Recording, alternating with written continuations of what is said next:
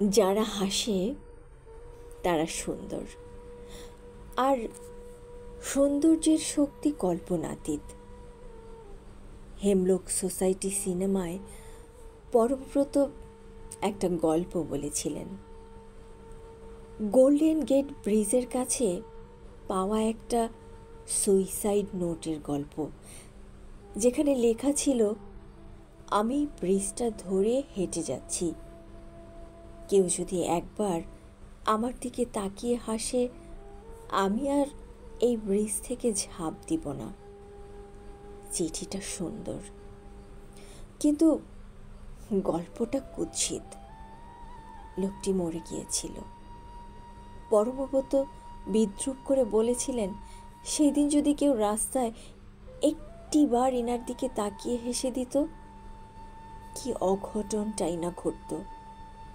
একটা জলজ্যান্ত মানুষ বেঁচে যেত, একটা জীবন বেঁচে যেত। যারা হাসে তারা বাঁচায়। হাসা জরুরি। 2 লাইন লিখে যারা আমায় হো হো করে হাসায় প্রায়শই, আমি তাদের ভালোবাসি। মিম শেয়ার করে টাইমলাইন ভর্তি করে ফেলা প্রতিটি মানুষ আমার পছন্দ। একটা ভারী মুহূর্ত 2 শক্তিশালী 5 লাইনের তলায় চাপা পড়ে যাদের অনর্গল কথা বলায়, আমি ওদের ভালোবাসি। প্রতিটা হাস্যোজ্জ্বল মানুষ আমার প্রিয়। একটা হাসি মুখের দাম 100 কোটি টাকা।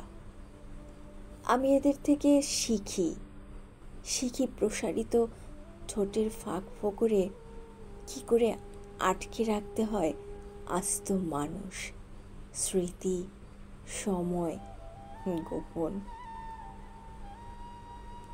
অমর না যে ওরা সবাই সুখী মানুষ, ওদের কোনো দুঃখ নেই। আলবত আছে, হয়তোবা একটু বেশিই আছে। তাও ওরা হাসে, হয়তোবা ওরা বিশ্বাস করে চাণক্য। সুখী মুখচ্ছবি নিয়ে চাণক্যর চমৎকার একটা উক্তি আছে, তুমি যে ভেতর থেকে ভেঙে পড়েছ, কাউকে বুঝতে দিও না। মানুষ ভেঙে যাওয়া বাড়ির ইট পর্যন্ত খুলে নিয়ে যায়।